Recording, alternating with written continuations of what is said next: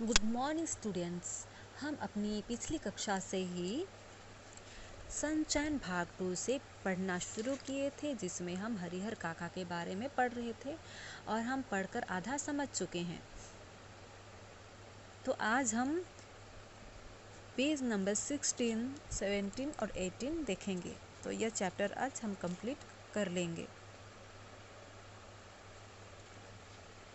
तो हम चैप्टर 14 तक पहले पढ़ लिए हैं और ज़रूर जहाँ तक हमने पढ़ा है आपको समझ में आ गई होगी। तो आज हम देखेंगे पेज नंबर 16, 17 और 18। तो इस वीडियो के साथ साथ हम अपना पाठ्य पुस्तक भी देखेंगे तो हम अच्छी तरह से समझ सकेंगे।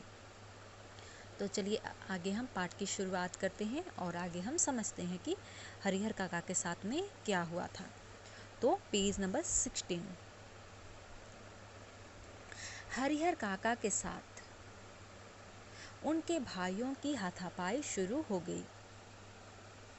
फिर क्या हुआ कि हरिहर काका के साथ उनके भाइयों की हाथापाई शुरू हो गई, यानी कि हरिहर काका को अच्छी तरह से जब ठाकुर बाड़ी से लेकर आए, छुड़ा कर लाए, तो उसके ऊपर इतना निगरानी कर रहे थे, अच्छी तरह से उसे देख रेख कर रहे थे। लेकिन अब क्या देखा जा रहा है कि हरिहर काका के साथ में उनके भाई अत्याचार कर रहे हैं, हाथापाई कर रहे हैं, मारपीट कर रहे हैं। तो हरिहर काका अब उस घर से निकलकर बाहर गांव में भाग जाना चाहते थे, लेकिन उनके भाइयों ने उन्हें मजबूती से पकड़ लिया था। प्रतिकार पर अब वे प्रहार भी करने लगे थे। अकेले हरिहर काका कई लोगों से जूझ सकने में असमर्थ थे। फलस्वरूप उन्होंने अपनी रक्षा के लिए खूब जोर जोर से चिल्लाना शुरू कर दिया।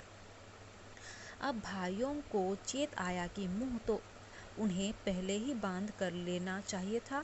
उन्होंने तत्क्षण उन्हें पटक उनके मुंह में कपड़ा ठूस दिया, लेकिन ऐसा करने से पहले ही काका की आवाज़ गांव में पहुंच गई थी। टोला पड़ोस के लोग दलान में जुटने लगे थे। ठाकुर बाड़ी के पक्षधरों के माध्यम से तत्काल यह खबर महान जी तक भी चली गई थी।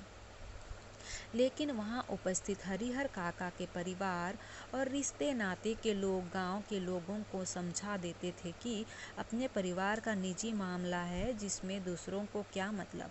लेकिन महान जी ने वह तत्परता और फुर्ती दिखाई जो काका के भाइयों ने भी नहीं दिखाई थी। वह पुलिस की जीप के साथ आधम के। पुलिस आने के बाद निजी मामले का सवाल खत्म हो गया। घर तलाशी शुरू हुई। फिर हरिहर काका को उसने भी बदतर हालत में बरामदा काका को उसने भी बदतर हालत में बरामद किया गया, जिस हालत में ठाकुर बाड़ी से उन्हें बरामद किया गया था। बंधन मुक्त होने और पुलिस की सुरक्षा पाने के बाद उन्होंने बताया कि उनके भाइयों ने उनके साथ बहुत जुल्म अत्याचार किया है। जबरन उनके कागजों पर उनके अंगूठे के निशान लिए हैं, कि उन्हें खूब मार पीटा है, कि उनकी कई भी दुर्गति बाकी नहीं छोड़ी है, कि अगर और थोड़ी देर तक पुलिस नहीं आती तो वह उन्हें जान से मार देते। हरिहर काका के पीठ, माथे और पांव पर कई जगह जख्म के निशान उभर आए थे। वह बहुत घबराए हुए से लग रहे थे, कांप रहे थे कि अचानक गिरकर बेहोश हो गए। मुंह पर पानी छिटकर उन्हें होश में लाया गया। भाई और भतीजे तो पुलिस आते ही चंपत हो गए थे। पुलिस की पकड़ में रिश्ते के 2 व्यक्ति आए। रिश्ते के शेष लोग भी फरार हो गए थे। हरिहर काका के साथ घटी घटनाओं में यह अब तक की सबसे अंतिम घटना है।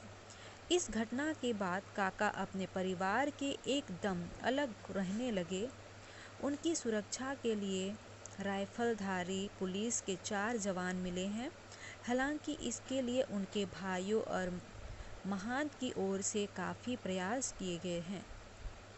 असल में भाइयों को चिंता थी कि हरिहर अकेले रहने लगेंगे, तब ठाकुर बाड़ी के महंत अपने लोगों के साथ आकर पुनः उन्हें ले भागेंगे। और यही चिंता महंत जी को भी थी कि हरिहर काका को अकेला और असुरक्षित पा उनके भाई पुनः उन्हें धर दबोच लेंगे। इसलिए जब हरिहर काका ने अपनी सुरक्षा के लिए पुलिस की मांग की, तब नेपथन में रहकर ही उनके भाइयों और महान जी ने पैरवी लगाई और पैसे खर्च कर उन्हें पूरी सहायता पहुंचाई। यह उनकी सहायता का ही परिणाम है कि एक व्यक्ति की सुरक्षा के लिए गांव में पुलिस के 4 जवान तैनात कर दिए गए हैं। जहां तक मैं समझता हूँ, फिलहाल हरिहर काका पुलिस की सुरक्षा में जरूर रहे हैं, लेकिन वास्तविक सुरक्षा ठाकुर बारी और अपने भाइयों की ओर से ही मिल रही है। ठाकुर बारी के साधु संत और काका के भाई इस बात के प्रति पूरी तरह सतर्क हैं कि उनमें से कोई यह गांव का कोई अन्य हरिहर काका के साथ जोर जबरदस्ती ना करने पाए। साथ ही अपना सद्भाव और मधुर व्यवहार प्रकट कर पुनः उनका ध्यान अपनी ओर खींच लेने के लिए दोनों दल प्रयत्नशील है। गांव में एक नेताजी हैं, वह ना तो कोई नौकरी करते हैं और ना खेती गृहस्थी, फिर भी 12 महीने मौज उड़ाते रहते हैं।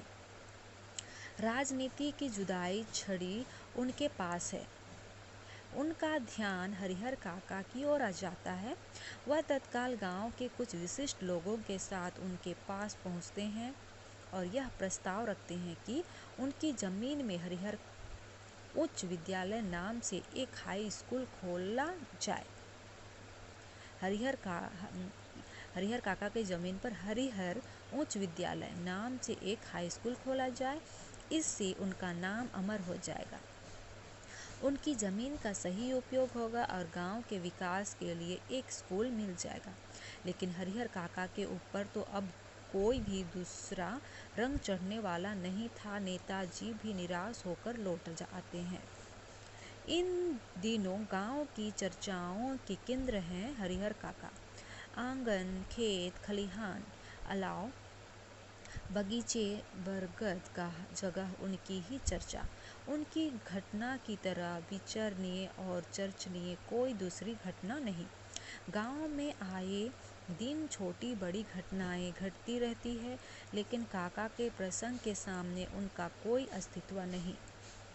गांव में जहां कहीं और जिन लोगों के बीच हरिहर काका की चर्चा छिड़ती है, तो फिर उसका कोई अंत नहीं। लोग तरह तरह की संभावनाएं व्यक्त करते हैं।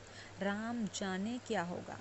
दोनों ओर के लोगों ने अंगूठे के निशान लिए, लेकिन हरिहर ने अपना बयान दर्ज कराया है कि वे दोनों लोगों में से किसी को अपनी जमीन का उत्तराधिकारी नहीं मानते हैं।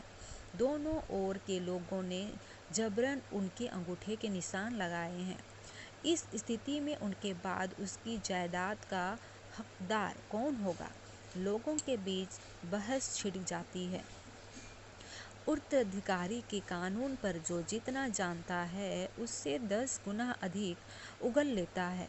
फिर भी कोई समाधान नहीं निकलता। रहस्य खत्म नहीं होता। आशंकाएं बनी ही रहती है, लेकिन लोग आशंकाओं को नज़रअंदाज कर अपनी पक्षधारता शुरू कर देते हैं कि उत्तराधिकार ठाकुर बारी को मिलता है तो ठीक रहता। दूसरी ओर के लोग कहते हैं कि हरिहर के भाइयों को मिलता तो ज़्यादा अच्छा रहता। तो आज के लिए हम इतना ही पढ़ते हैं। तो जहाँ तक हमने पढ़ा है, जहाँ तक आज हमने पढ़ा है चैप्टर पेज नंबर 16 और 17, आप रीडिंग भी कर लीजिए, अच्छी तरह से पढ़ लीजिए अपने से, तो अच्छी तरह से आप समझ सकते हैं कि हरिहर काका के ऊपर कितने अत्याचार हो रहे थे, किस प्रकार से ठाकुर बारी के जो महान थे उसके द्वारा अत्याचार किया गया, और छुड़ा कर जब लाए घर में तो अच्छी तरह से निगरानी कर रहे थे अपने भाई पर। कुछ दिनों के पश्चात उनकी संपत्ति के लिए, ज़मीन के लिए उसे मारा पीटा जा रहा है, इतना तक कि उसको मार डाला जाता, लेकिन पुलिस के आने पर उसे बचाया गया और वो विभिन्न प्रकार के बयान दे रहे हैं। तो और जो गांव के लोग हैं वे कहते हैं, किसी का कहना कुछ और है, सब कोई अपना अपना अलग अलग मत देते हैं कि किसको क्या करना चाहिए, क्या नहीं करना चाहिए। ये अलग अलग मत गांव वाले देते हैं। तो आप अच्छी तरह से एक बार फिर से रीडिंग कर लीजिए जहाँ तक हमने पढ़ा है आज, तो आपको अच्छी तरह से समझ में आ जाएगी। खुद अपने से एक बार पढ़ लीजिए। तो हम अपनी अगली कक्षा में पेज नंबर 18 पढ़ेंगे, लास्ट हम पढ़ लेंगे और अच्छी तरह से फिर से हम समझेंगे।